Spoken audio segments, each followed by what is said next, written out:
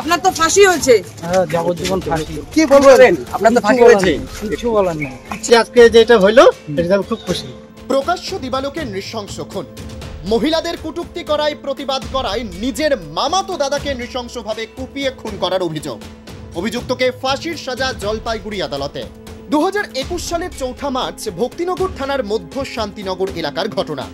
সাত সকালে চায়ের দোকানে নিজের মামাতো ভাই সুরেশ রায়ের ধারালো অস্ত্রের আঘাতে খুন হন পেশায় রাজমিস্ত্রি শঙ্কর দাস।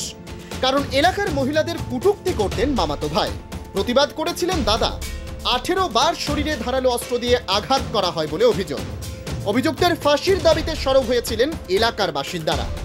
4 বছরের মাথায় মিলল বিচার।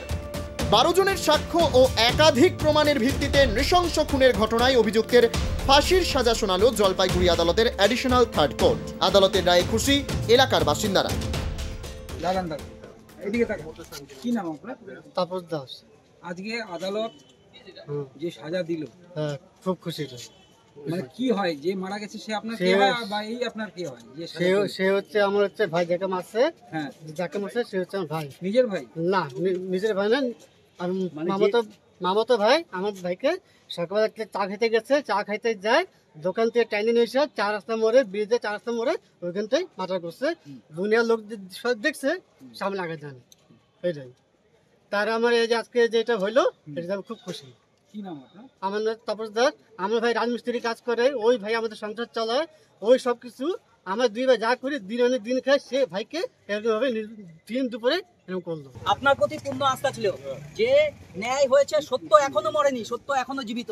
জজ সাহেবের প্রতি পূর্ণ আস্থা ছিল, আপনার প্রতি পূর্ণ আস্থা ছিল। ছেলেটা অসহায়, কেউ ছিল না, আমরা পাশে দাঁড়িয়েছি। সাজা তো আজকে সাহেব সমস্ত বিচার শেষে সাজা ঘোষণা করলেন এবং যিনি দোষী তাকে, যিনি আসামি ছিলেন তাকে দোষী সাব্যস্ত করেছেন এবং তাকে ফাঁসির সাজায়। ফাঁসি তো সাধারণত রেয়ারেস্ট অফ দ্য রেয়ার কেসে হয়, এই ক্ষেত্রে তাহলে কি ব্যতিক্রম ছিল? কেসটাও rare of the rarest case, কারণ আজকে বর্তমান সমাজ ব্যবস্থায় প্রকাশ্য দিবালোকে সকাল 8:30টার সময় জনসাধারণের সামনে যেভাবে ব্রুটালি ওকে মার্ডার করা হয়েছে শঙ্কর দাসকে, এর থেকে কম সাজাটা নিশ্চয়ই তার প্রাপ্য নয়।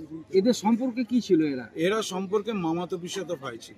এটা যতটুকু আমার জানা, যে এটাতে যে মার্ডার হয়েছে, যে মারা গেছে শঙ্কর দাস, ওর থেকে বয়সে বড় এবং মামাতো দাদা হতো। ও শঙ্কর দাসের পাড়াতে কোনো একটা মেয়েকে উত্ত্যক্ত করত, যার জন্য শঙ্কর ওকে বাধা দিয়েছিল এবং বকা দিয়েছিল দাদা হিসাবে। তারই ফলস্বরূপ শঙ্করকে এভাবে প্রেম করতে নয়, দাদা হিসাবে বাধা দিয়েছিল যে এগুলো করিস না, মানে মহিলাদের উত্ত্যক্ত করা। হ্যাঁ, সেটাতেই বাধা দিয়েছিল, আর তার জন্য তাকে প্রাণ দিতে হয়েছিল। তার জন্যই তাকে প্রাণ।